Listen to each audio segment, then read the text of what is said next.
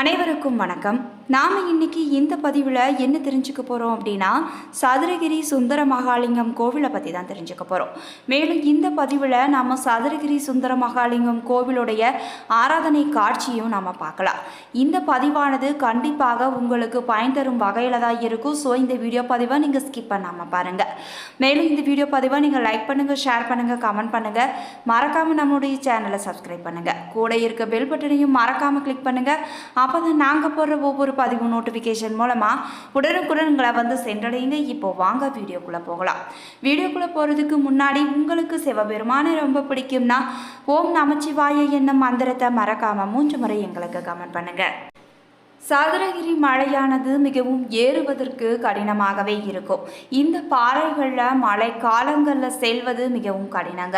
அப்படியேப்பட்ட இந்த இடத்துல சதுரகிரி மகாலிங்கம் கோவில் மேற்கு தொடர்ச்சி மலைப்பகுதியில் அமைந்துள்ள ஒரு மலை கோவிலாகுங்க. இந்த கோவிலுக்கு மதுரை மாவட்டம் சாஃப்டூர் அருகில் உள்ள வாழைத்தோப்பு பகுதியில் இருந்தும், விருதுநகர் மாவட்டம் திருவில்லிபுத்தூர் அருகில் உள்ள வத்திராயிருப்பு பகுதியில் இருந்தும், தேனி மாவட்டம் ஆண்டிப்பட்டி வட்டம் வருசநாடு என்னும் பகுதியில் இருந்தும் மலைப்பாதைகள் இருக்குதுங்க. மதுரை மாவட்ட மக்கள் வாழைத்தோப்பு பகுதி மற்றும் வத்திராயிருப்பு பகுதி மலைப்பாதையையும், தேனி மாவட்ட மக்கள் வருசநாடு பகுதி வழியிலான மலைப்பாதையையும் பயன்படுத்துகிறாங்க. இந்த பாதைகளில் வத்திராயிருப்பு பகுதியில் இருந்து செல்லும் பாதை கடினமற்றது என்பதால் விருதுநகர் மற்றும் தமிழகத்தின் பிற மாவட்ட மக்கள் இப்பாதையை அதிகமாக பயன்பாடு செய்கிறாங்க. மேலும் இந்த மலையில் 5 கோவில்கள் இருக்குதுங்க. ஒன்று மகாலிங்கம், சுந்தரமூர்த்திலிங்கம், சந்தன மகாலிங்கம், இரட்டைலிங்கம் மற்றும் காட்டுலிங்கம். மலையில் வாழும் பழியர் சாதியை சேர்ந்தவர்கள் வழிபட்டு வந்த இந்த கோவில் திருமலை நாயக்கர் ஆட்சி காலத்தில் சாஃப்டூர் பாளையக்காரராக இருந்த ராஜகம்பள சமுதாயத்தை சேர்ந்த ராமசாமி காட்டைய நாயக்கர் என்பவரால் கட்டப்பட்டதுங்க. 1940ஆம் ஆண்டு வரை இந்த கோவிலானது சாஃப்டூர் பாளையக்காரர் பராமரிப்பில் இருந்து வந்ததுங்க. இம்மலை பகுதி 1950ஆம் ஆண்டுக்கு பிறகு வனத்துறை கட்டுப்பாட்டில் இருந்து வந்தது. சதுரகிரி மலை அடிவாரத்தில் உள்ள கோட்டையூரில் பிறந்தவன் பச்சைமால். இவன் பசுக்களை மேய்த்து பிழைத்து வந்தாங்க. இவனது பெற்றோர் தில்லைக்கோன் திலகமதி, மனைவி சடைமங்கை. இவள் மாமனார் வீட்டு பாலை கொடுத்து விட்டு வருவாங்க. ஒருமுறை பால் கொண்டு சென்ற போது எதிரில் வந்த துறவி அவளிடம் குடிக்க பால் கேட்டாருங்க. சடைமங்கையும் கொடுக்கவே தினமும் தனக்கு பால் தரும்படி கேட்டாருங்க. சடைமங்கையும் ஒப்புக்கொண்டார். வழக்கத்தை விட சற்று பால் குறைவதை கவனித்த சடைமங்கையின் மாமனார் இது பற்றி மகன் பச்சைமாலுக்கு தெரிவித்து விட்டாருங்க. பச்சைமால் தனது மனைவியை பின்தொடர்ந்து சென்று அவள் துறவிக்கு பால் தந்ததை அறிந்து கோபம் கொண்டு அடித்தாங்க. தனக்கு பால் கொடுத்ததால் அடி வாங்கி சடைமங்கை மேல் இரக்கம் கொண்ட அவர் அவளுக்கு சடதாரி என்று பெயரிட்டு காக்கும் தேவியாக சிலையாக்கி விட்டு மறைந்தாருங்க. மனைவியை பிரிந்த பச்சைமால் மனம் திருந்தி சதுரகிரிக்கு வந்த அடியவர்களுக்கு பால் கொடுத்து உதவி செய்தாங்க. சுந்தரானந்தன் சித்தர் என்பவர் செய்த பூஜைக்கும் பால் கொடுத்து உதவினாங்க. சித்தர்கள் செய்த பூஜையில மகிழ்ந்த சிவன் இத்தலத்தில் அவர்களுக்கு காட்சி கொடுத்தாருங்க. பச்சைமாலுக்கும் சிவ தரிசனம் கிடைத்ததுங்க. ஒரு நாள் சிவன் ஒரு துறவியின் வேடத்தில் சிவ பூஜைக்கு பால் கொடுக்கும் காராம்பசுவின் மடுவில் வாய் வைத்து பால் குடித்து கொண்டிருந்தாருங்க. இதை கண்ட பச்சைமாலுக்கு கடும் கோபம் ஏற்பட்டு துறவியின் தலையில் கம்பால் அடித்தாருங்க. அப்போது சிவன் புலித்தோல் அணிந்து காட்சி கொடுத்தாருங்க. சிவனை அடித்து விட்டதை அறிந்த பச்சைமால் மிகவும் வருந்தி அழுதாருங்க. சிவபெருமான் அவனை தேற்றி, நீ தேவலோகத்தை சேர்ந்தவன், உன் பெயர் யாழ் வல்ல தேவன், நீ யாழ் மீட்டி என்னை பாடி மகிழ்விப்பாய். சிற்றின்ப ஆசை காரணமாக என்னால் சபிக்கப்பட்டு பூலோகத்தில் மனிதனாக பிறந்தாய் என்று சொல்லிவிட்டு உன்னை மீட்டு செல்லவே நான் வந்தேன் என்று கூறி அவனுக்கு முக்தியும் அளித்தாருங்க. அத்துடன் அங்கிருந்த சித்தர்களின் வேண்டுகோளின்படி மகாலிங்கம் என்ற திருநாமத்துடன் அங்கேயே எழுந்தள்ளினாருங்க. இது லிங்கங்களிலேயே பெருமை வாய்ந்தது என சதுரகிரி புராணமும் கூறுதுங்க.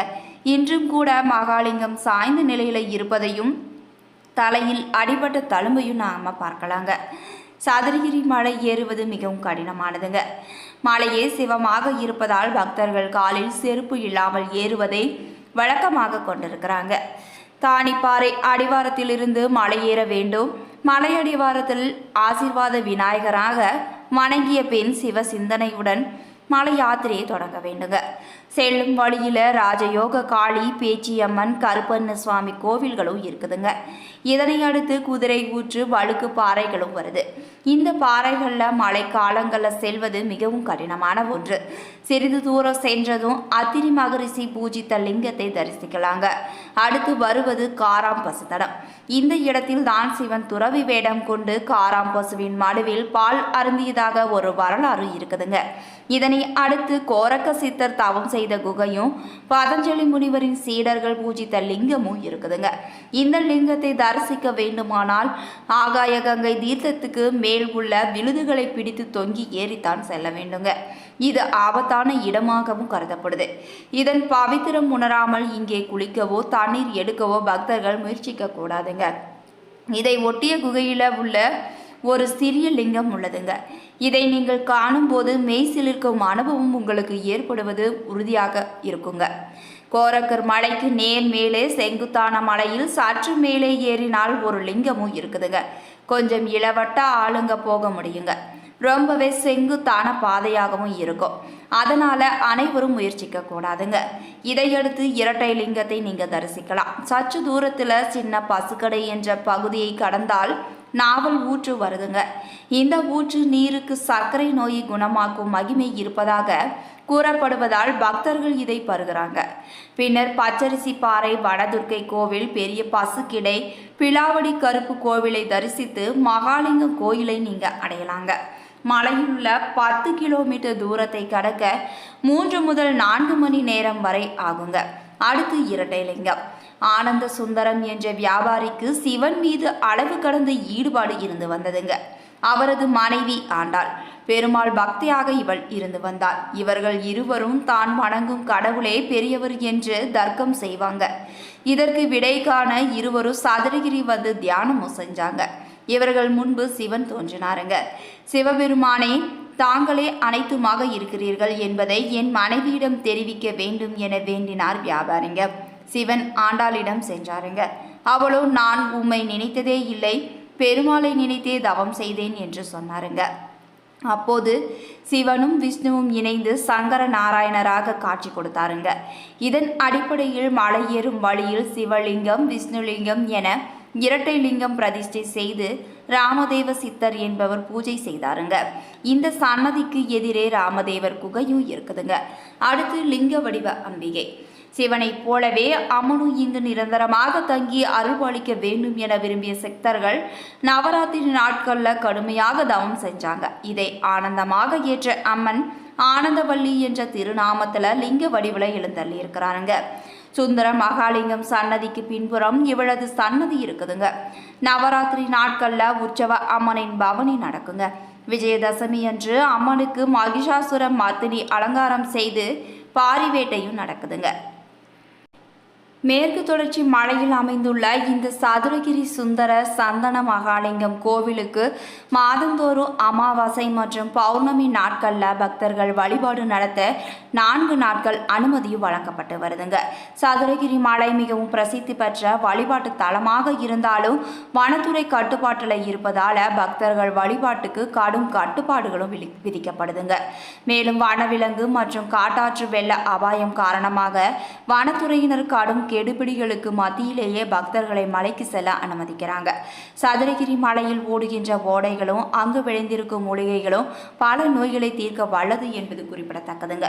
அது மட்டுமல்லாமல் சதுரகிரி மலையின் மீது ஏறி இறங்கும் போது உடலில் உள்ள வியர்வை வெளியேறி மூலிகை கலந்த காற்றுப்படுவதால் பல நோய்கள் குணமாவதாக சொல்லப்படுதுங்க. தமிழகத்தின் பல்வேறு பகுதிகளில் இருக்கும் சித்த மருத்துவர் கூட இங்கிருந்து தான் மூலிகைகளை பறித்து செல்றாங்க. 4 திசைகளிலும் 4 மலைகள் என மொத்தம் 16 மலைகள் சமமாக சதுர வடிவில் அமைந்திருப்பதால் இந்த மலை சதுரகிரி மலை என பெயரும் பெற்றதுங்க. இந்த கோவிலில் ஆடி அமாவாசை உள்ளிட்ட முக்கிய விரத தினங்கள், சித்ரா பௌர்ணமி, மார்கழி முதல் நாள் ஆகியவற்றில் பக்தர்கள் வழிபட அதிக அளவில் திரள்வது வழக்கமாக கருதப்படுதுங்க.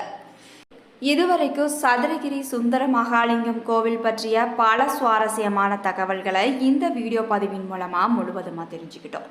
இந்த பதிவானது கண்டிப்பாக சிவபக்தர்களுக்கு ஒரு நல்ல பதிவாக இருந்திருக்கும் நம்புகிறேன். இது போன்ற பதிவுகளை நீங்கள் உடனுக்குடன் தெரிஞ்சுக்கணும்னா மறக்காமல் எங்களுடைய சேனலை சப்ஸ்கிரைப் பண்ணுங்கள். கூட இருக்க பெல் பட்டனையும் மறக்காமல் கிளிக் பண்ணுங்கள். அப்போ தான் நாங்கள் போடுற ஒவ்வொரு பதிவும் நோட்டிஃபிகேஷன் மூலமாக உடனுக்குடன் உங்களை வந்து சென்றடையுங்க. மேலும் உங்களுக்கு சிவபெருமான ரொம்ப பிடிக்கும்னா நமச்சிவாய போற்றி போற்றி என்ற மந்திரத்தை மறக்காம 3 முறை எங்களுக்கு கமெண்ட் பண்ணுங்க. நன்றி நண்பர்களே.